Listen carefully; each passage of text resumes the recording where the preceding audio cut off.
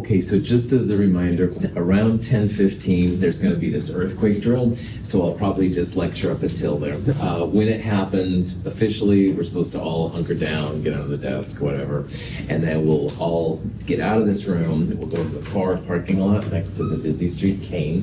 After a minute or so, they'll say, "Oh, clear, everybody go back." We'll come back here. I'll lock the door behind me if you want to leave stuff here.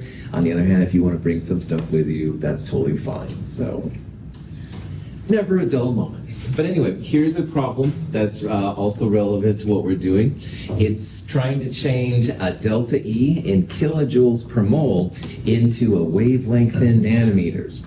Now, along the way up here on the board, I've got the conversions you're going to need. You're going to need joules to kilojoules. This is Avogadro's number, the number of photons in a mole. From there, you can use Planck's constant, the speed of light, and then finally, the meters to nanometers conversion will be helpful too. Now, there was also an equation in the hydrogen lab, and if you have that, you can just plug this in easy and make it happen that way too. But let's see what you can do with it. I'll give you a little bit of time. We'll talk about it. Bust it up. And the answer is not E, I'm sorry.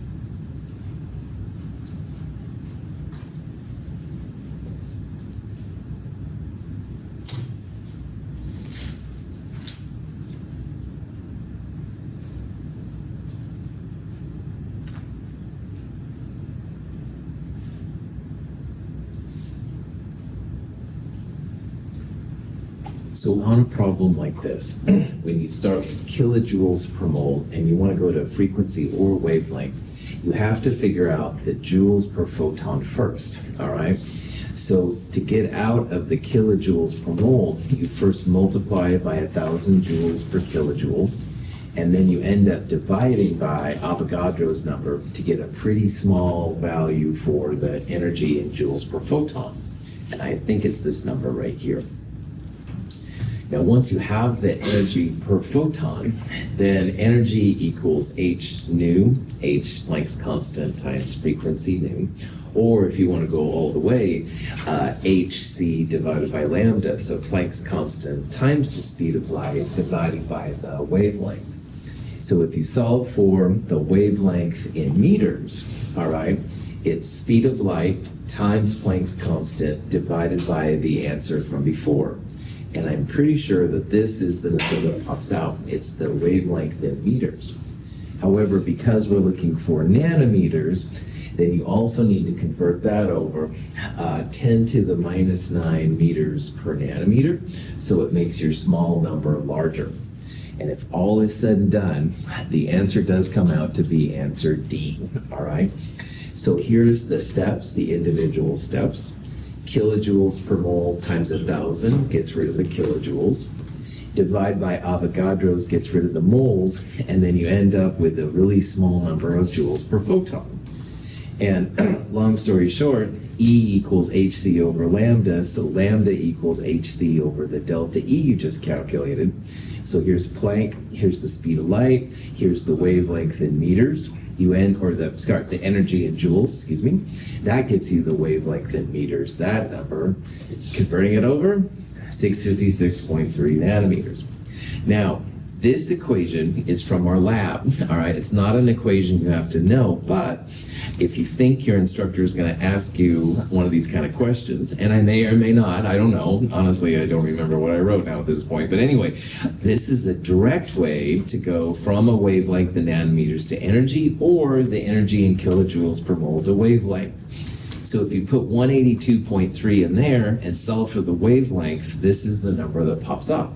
And that's legit too. All right, it's another possible way to go around this. So I want your mathematical dexterity powers to be maxed out, all right? So that's why we're doing this. Any questions?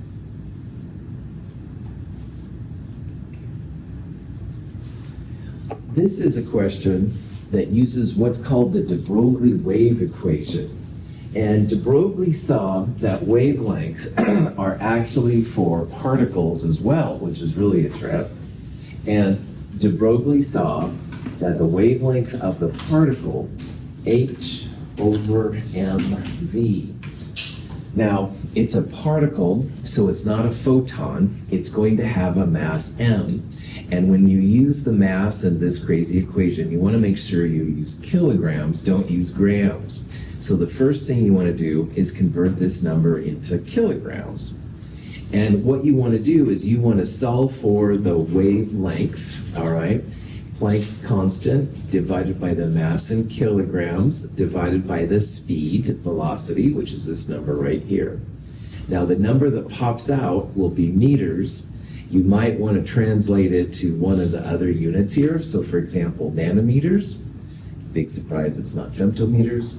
We'll talk about all this here in a second, but see if you can figure out which one it is. And again, your wavelength will come out in meters, so you may need to translate it into another kind of.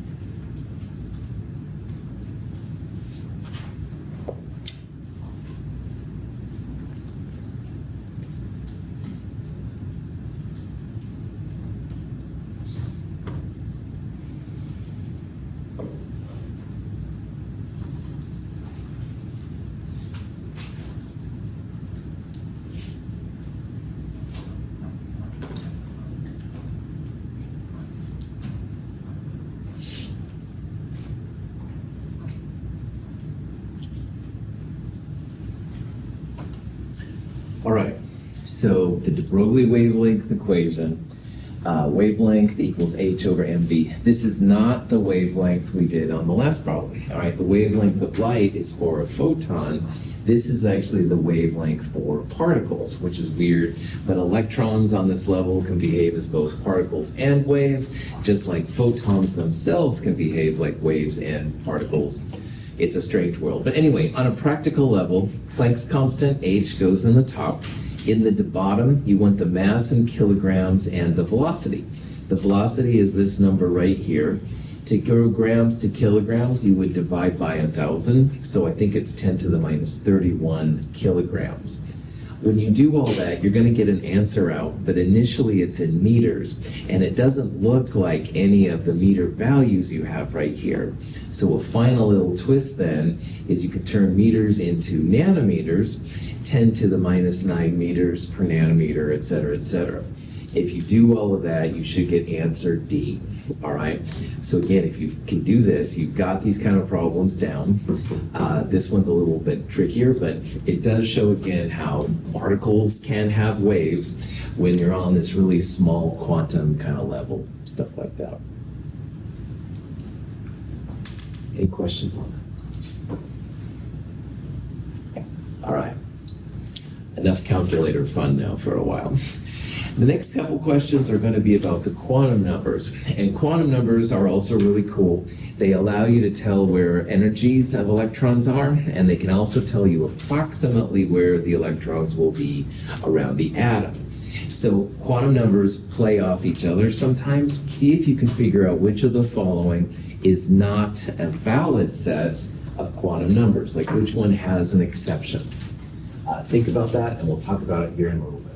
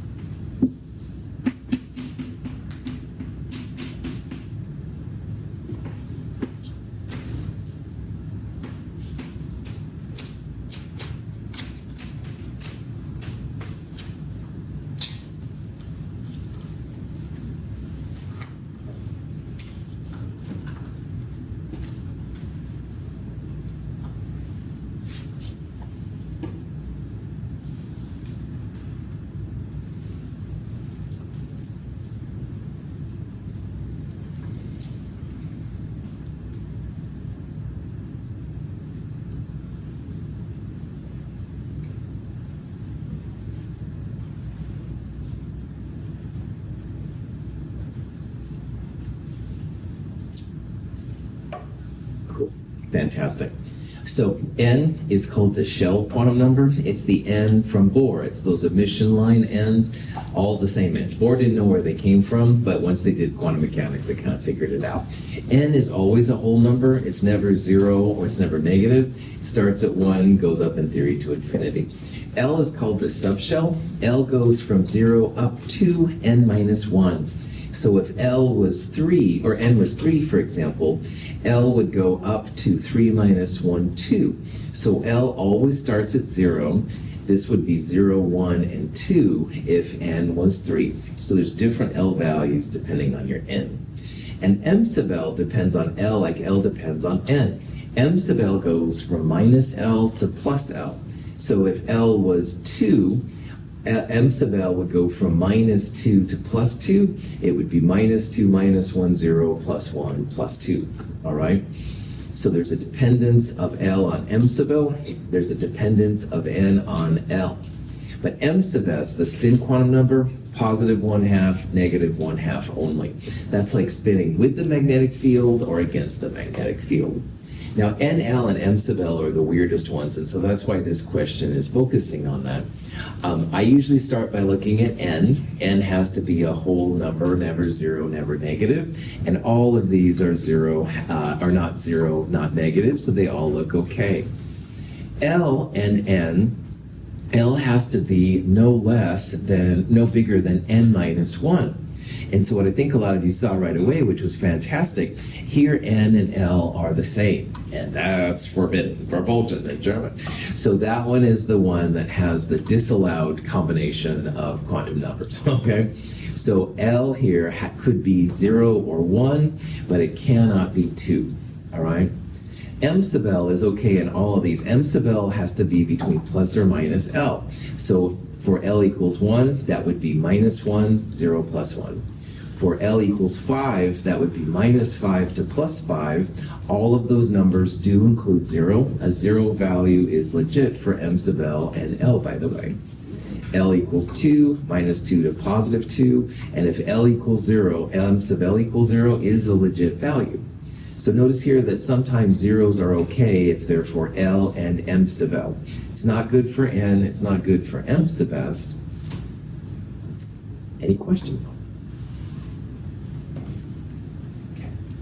Now, the NL notation is also pretty important for what we're going to do. So here we have N equals 3, L equals 1, M sub L equals minus 1, and it says what kind of orbital is this? Another way to ask this, what is the NL notation for this set of quantum numbers? So see if you can figure it out. I happen to have a little chart here in the lower right-hand corner, which will be important. Let's see if you can.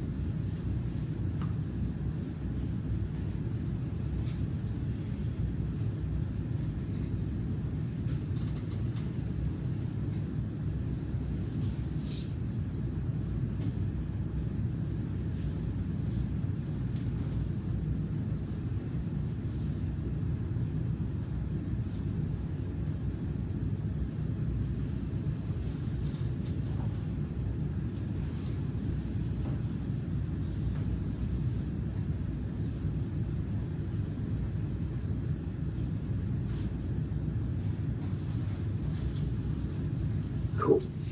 So if you see 3D, 4D, 1F, 1F, whatever, the number in front is literally the N value.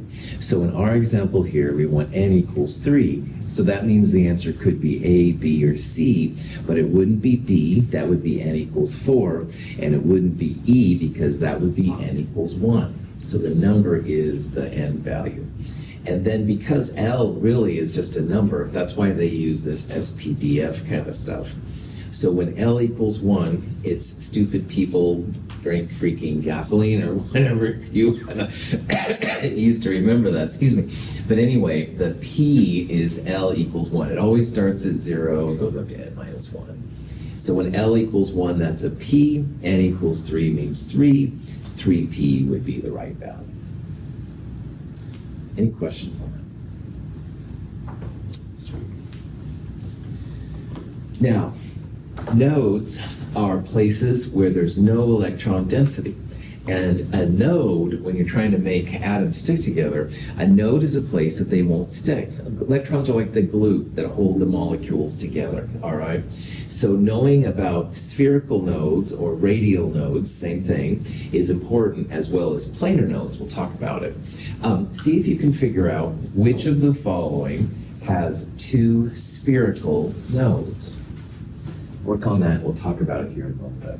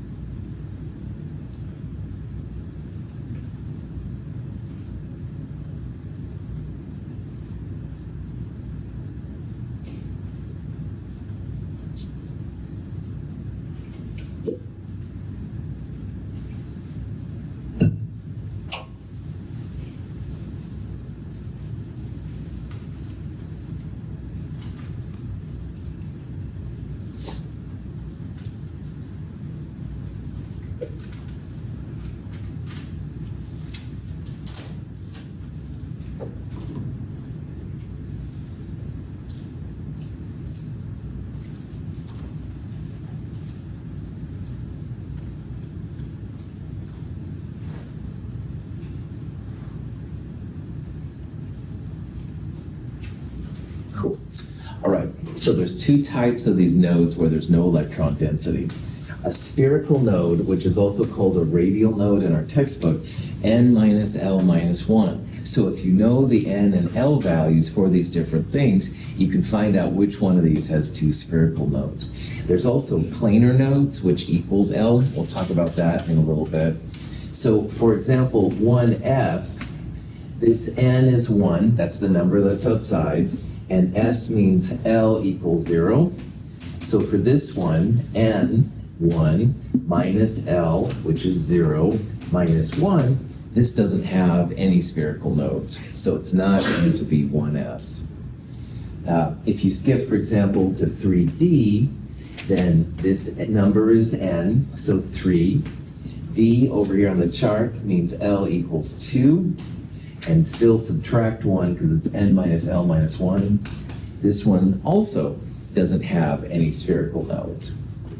If you go to the very last one, though, 4p, the n is 4, p means L equals 1, so you go 4 for n, minus 1 for p, minus 1, and sure enough, 4p is going to be the one that has two spherical nodes, all right? So it's n minus L minus 1. If you know the n and the L, these are easy, pretty chill. Planar nodes are equal to L. So that would be the other thing. So for example, in this one, 4p, L equals 1, it would have one planar node, but that's not as important as spherical nodes. Sometimes. Questions?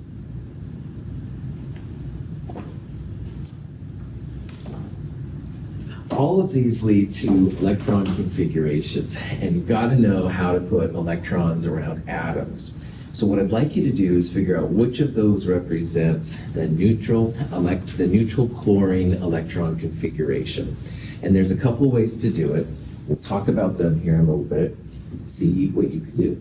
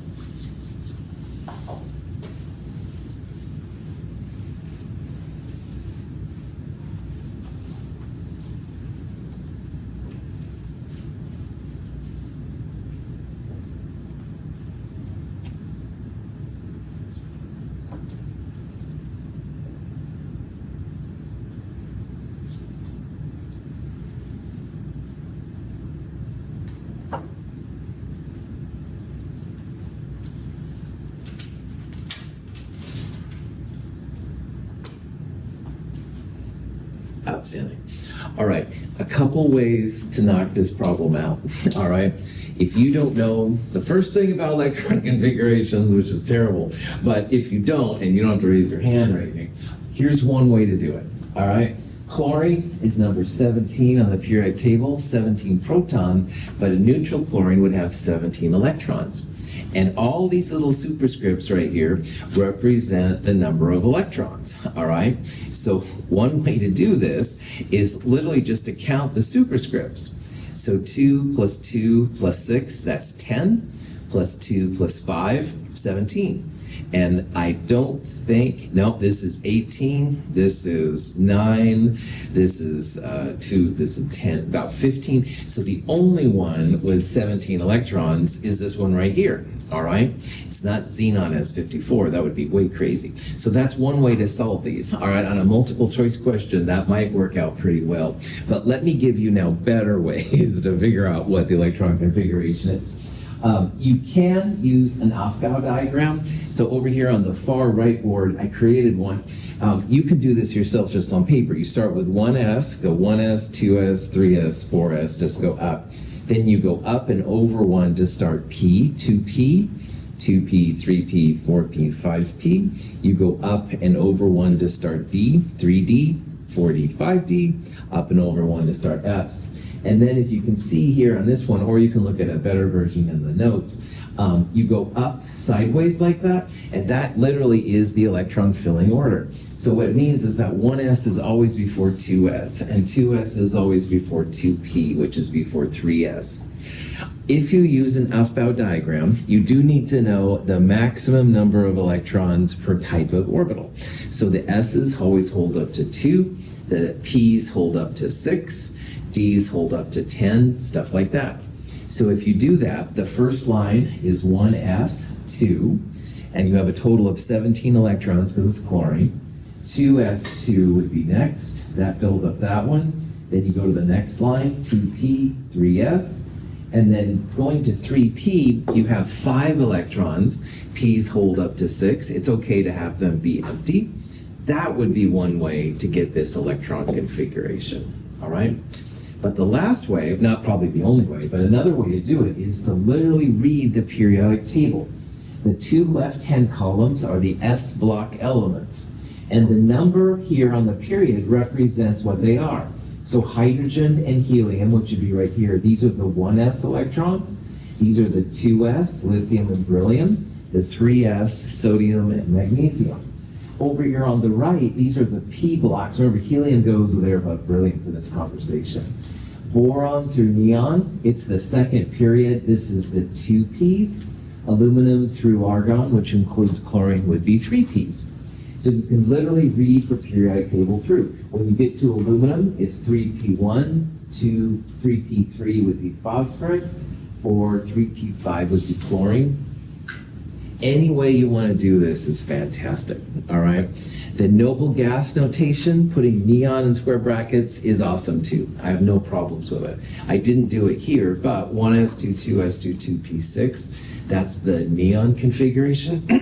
If you have to draw out the configurations, it'll save you a little bit of time. Any questions on it?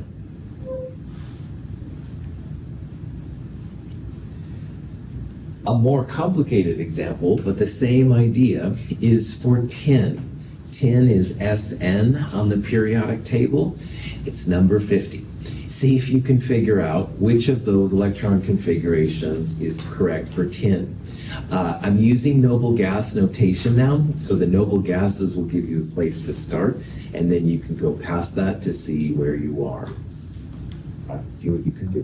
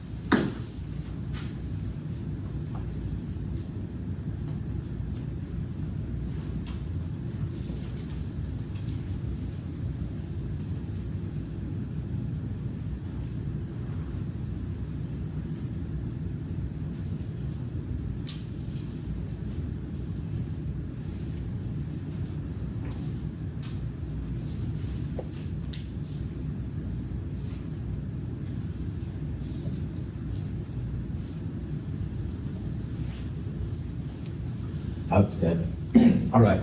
So tin, number 50, down here in the lower right-hand corner, has 50 electrons. And at first that might seem kind of intimidating.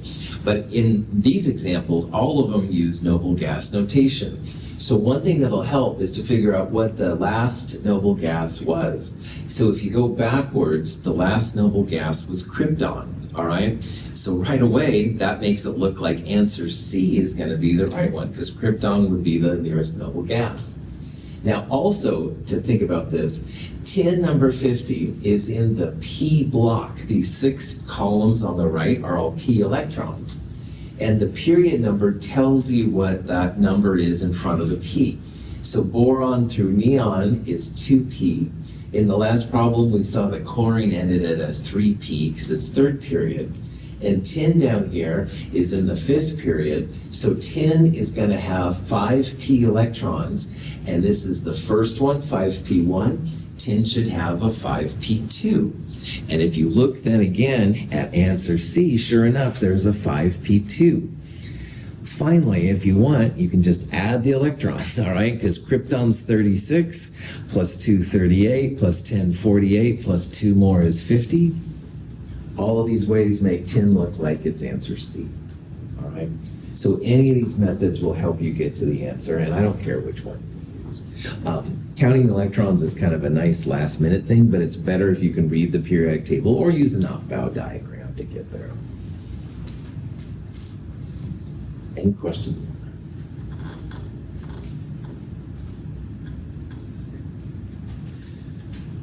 This is an example of an orbital box notation. An orbital box notation is really cool for when you want to figure out if something is paramagnetic and diamagnetic, which we'll talk about later. But before we do that, I would just like you to tell me which element, which neutral element also, has this electron configuration.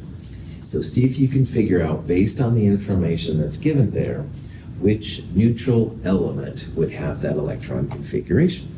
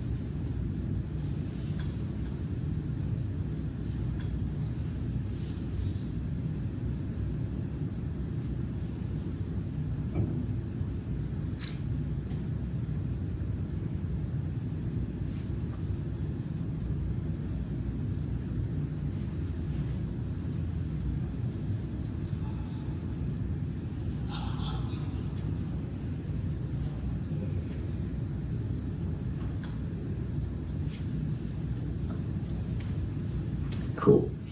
So to read this configuration, which I think people are pretty good at, this is a neon core. Every up electron and down arrow there, represents an electron. So this would be 3s2. And for the 3p, you'd have 1, 2, 3, 4 electrons. So this would be a neon 3s2, 3p4 configuration. And to figure out which one it is, again, go to the periodic table. There's neon. 3s2 would be sodium to magnesium. Aluminum would be 3p1. So 2, 3, 4. 3p4 will be sulfur. All right? So this is how the orbital box notation works. Notice how the up arrows are always first, all right, when you're drawing orbital box. That's really important. An up arrow means that it's aligned with an external magnetic field, and it's a little bit lower energy than if you have a spin down. Down represents against the field, and that creates a little bit of energy. So you always want to write the up arrow first and the down after. You also want to write one arrow per box first and start pairing up only when there's no more room.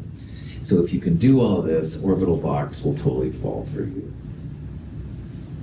Any questions? Okay. Phosphide is a phosphorus atom that has gained 3 electrons. And you can find the electron configuration for phosphide. And what I would do is I would start with neutral phosphorus and then add 3 electrons to it. So see if you can figure out which of those would be phosphide. You want to add 3 electrons, not take away 3 electrons.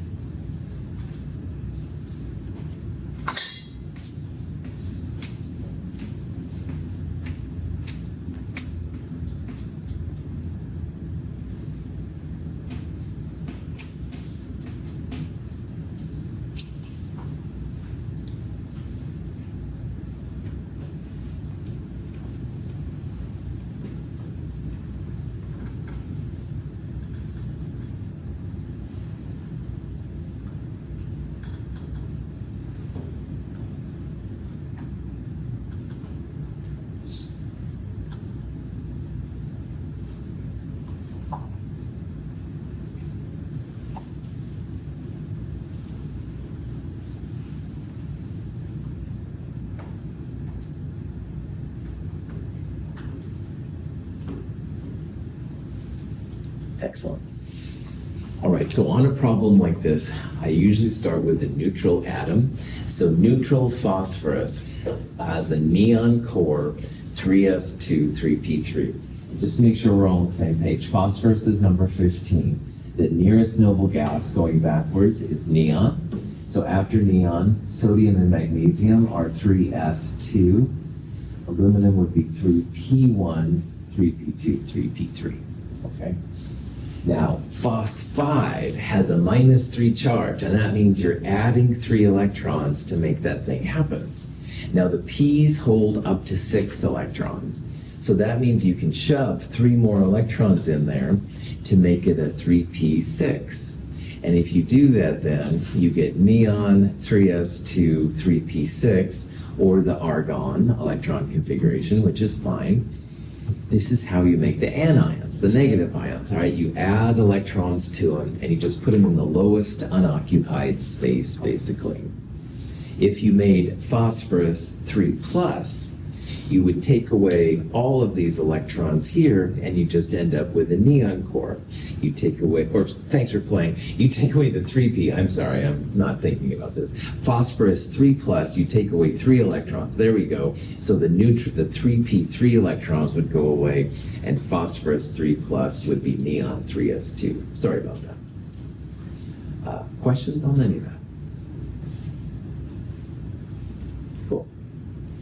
So here's another kind of problem you might see. This question says, what ion corresponds to the following electron configuration? All right. Now notice that these are all metals now, and they're all positive. So in this one, what's probably going to be best is start with the neutral atom and then take away electron or electrons to figure it out. Notice there are no 4s electrons, and notice that they have 3 ds. So if you had something, say, with 4 ds, you wouldn't even need to worry about that, all right? So think about the elements up there that are in the 3D block, and then maybe you can figure out, you will be able to figure out which ion that represents. We'll talk about this right now.